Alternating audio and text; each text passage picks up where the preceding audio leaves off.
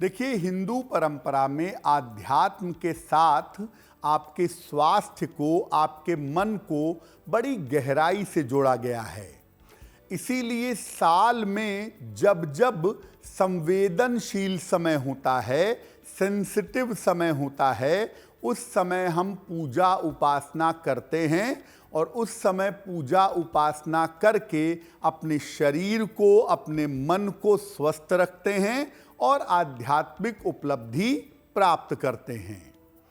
इसी में एक बड़ा अनूठा अवसर होता है नवरात्रि का।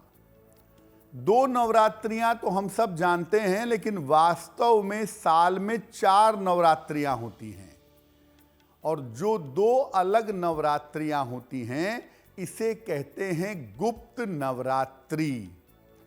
आज हम आपको बताएंगे कि गुप्त नवरात्रि की महिमा क्या है और इस गुप्त नवरात्रि में आप कौन सी पूजा गोपनीय तरीके से करें जिससे आपके सारे कष्ट दूर हो जाएं।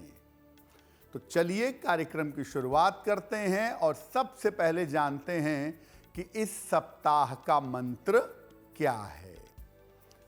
सप्ताह का मंत्र है देहि में सौभाग्यमारोग्यम, देहि में परमम सुखम, रूपम देहि, जयम देहि, यशो देहि, द्विषो जहि।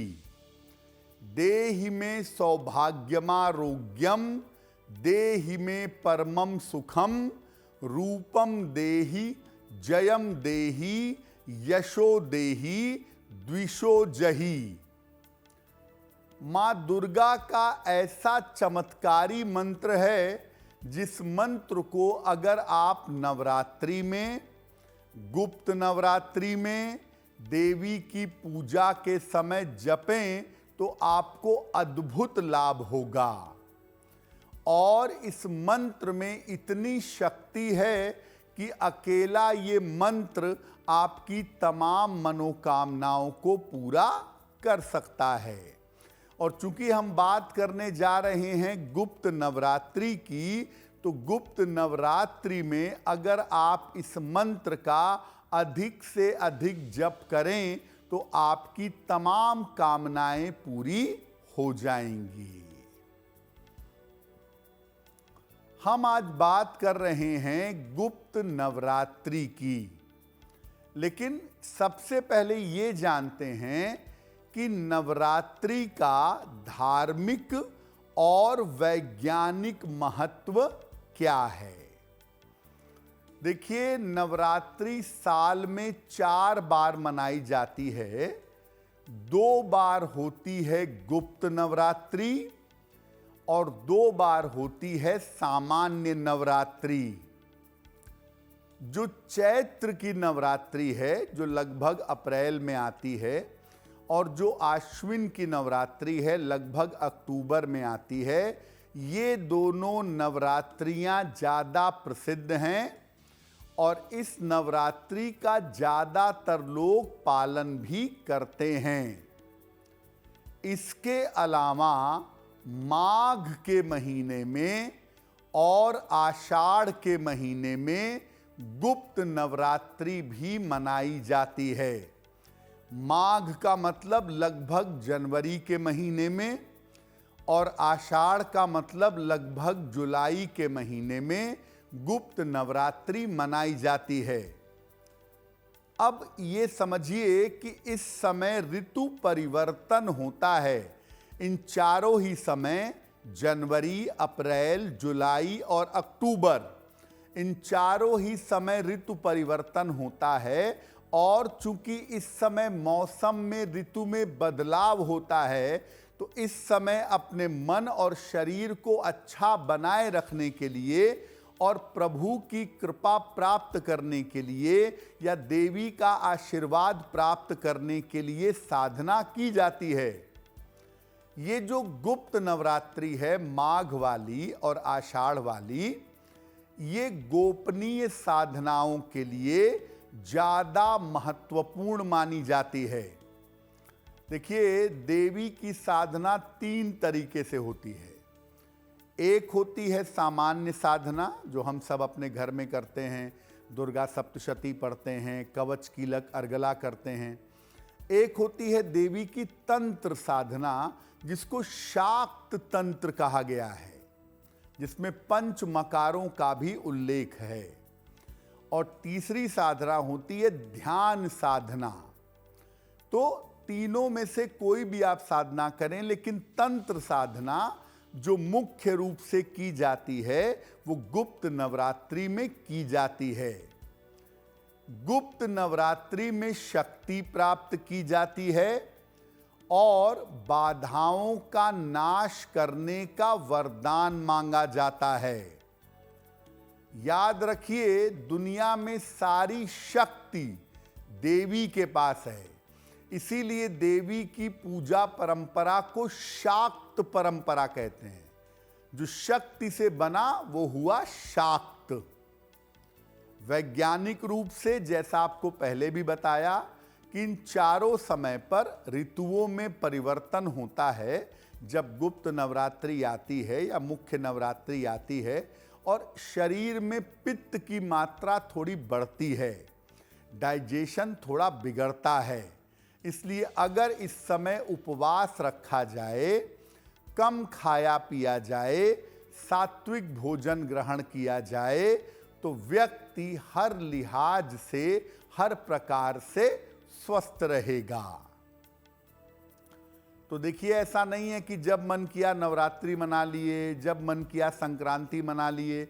अब आप देखिए, मकर संक्रांति के आसपास आती है माघ की गुप्त नवरात्रि और कर्क संक्रांति के आसपास आती है आषाढ़ की गुप्त नवरात्रि। तो बड़ा गहरा संबंध है इनका सूर्य के उत्तरायण और दक्षिणायन होने से, ऋतु परिवर्तन होने से, और 2 राशियां बड़े महत्वपूर्ण तरीके से इसमें इन्वॉल्व होती हैं, मकर और कर्क।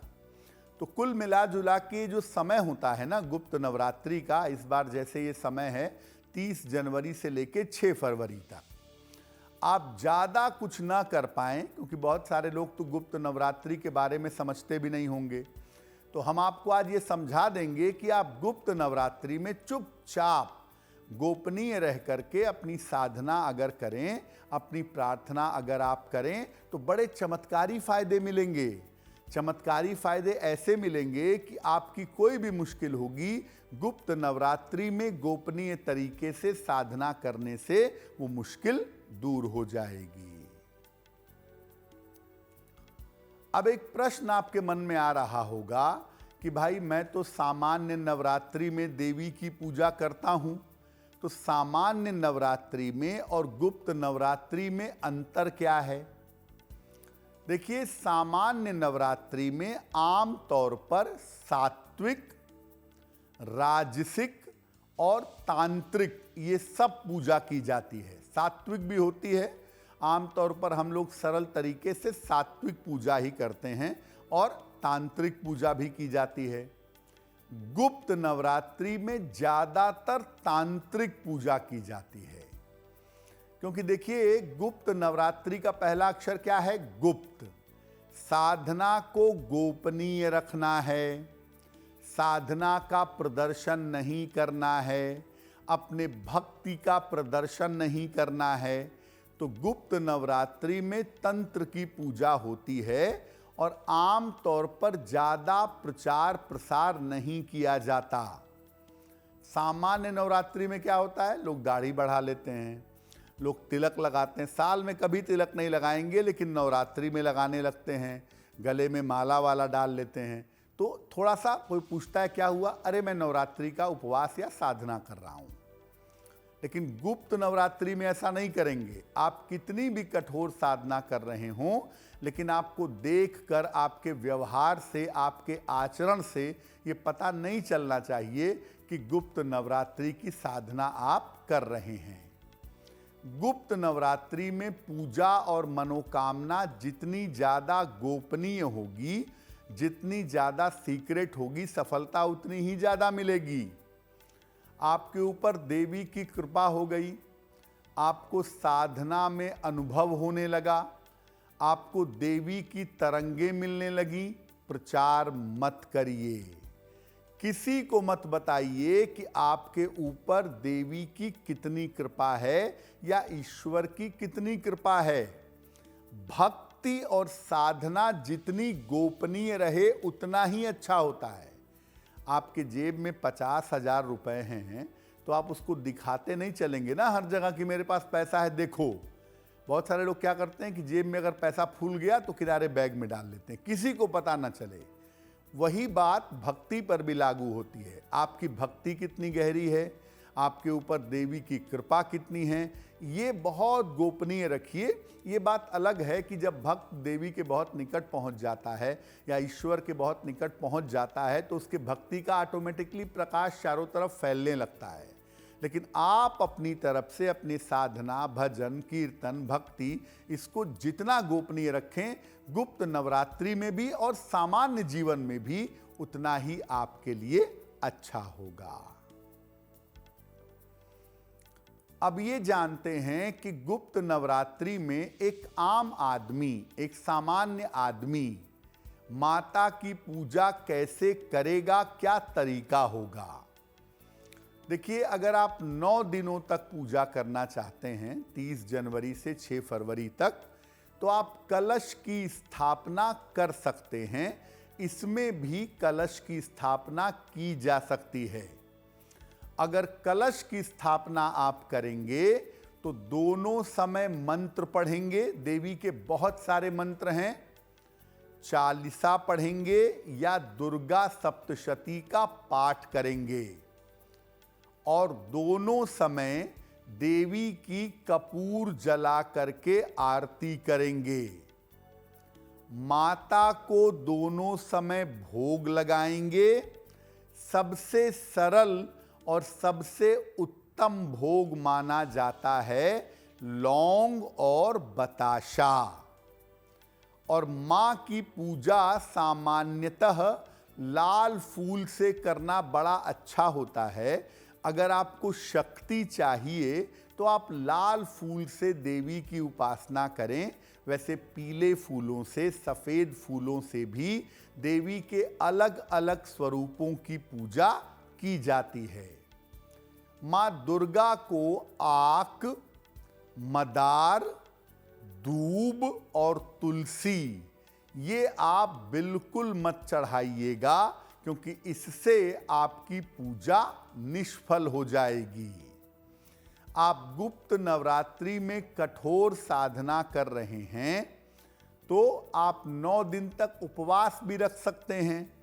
और अगर आप उपवास नहीं रखते हैं तो 9 दिन तक अपना खान पान और अपना आहार आप जितना सात्विक रखेंगे उतना ही ज़्यादा बेहतर होगा। गुप्त नवरात्रि में भी कोशिश करें कि घर में प्याज, लहसुन, मांस, मदिरा का प्रयोग ना हो। जितनी पवित्रता का पालन करेंगे और जितनी ईमानदारी से साधना करेंगे उतना ही आपके लिए बेहतर होगा। अब देखिए, अगर आप ये चाहते हैं कि गुप्त नवरात्रि में आपकी जो साधना हो वो बड़ी विशेष हो जाए और आपको बहुत विशेष उसका फायदा प्राप्त हो, तो क्या करेंगे? गुप्त नवरात्रि में रोज शाम को या मध्य रात्रि को पूजा करिएगा। रोज शाम को या मध्य रात्रि को पूजा करिएगा। देवी के सामने घी का एक दीपक जलाइएगा। पहले दिन 1, दूसरे दिन 2, तीसरे दिन 3, चौथे दिन 4, पांचवें दिन 5, छठे दिन 6, सातवें दिन 7, आठवें दिन 8 और 9वें दिन 9 लौंग चढ़ाते जाइए। पहले दिन 1 लौंग से शुरू करेंगे और 9वें दिन 9 लौंग चढ़ाएंगे। और जो लौंग चढ़ाएंगे वो वहीं छोड़ देंगे, उसको उठाइएगा नहीं। सारे लौंग को जब 9वें दिन पूजा हो जाए तो 10वें दिन इकट्ठा कर लीजिएगा और लकड़ी जला के या हवन कुंड में अग्नि प्रज्वलित करके सारे लौंग उसमें भस्म कर दीजिएगा। अगर आप ये प्रयोग करते हैं गुप्त नवरात्रि में पूरे 9 दिन तक, और इन 9 दिनों में आप प्याज लहसुन नहीं खाते, इन 9 दिनों में मांस मदिरा का सेवन नहीं करते, सात्विक बने रहते हैं, तो 9 दिन तक ये प्रयोग करने के बाद आप जीवन की बड़ी से बड़ी कामना पूरी करना चाहेंगे, वो कामना आपकी पूरी होगी। और अगर आप पूरी दुर्गा सप्तशती का पाठ नहीं कर पाते तो आप बिल्कुल परेशान मत हों। केवल पहले अध्याय का पाठ करने से देवी की विशेष कृपा मिलेगी।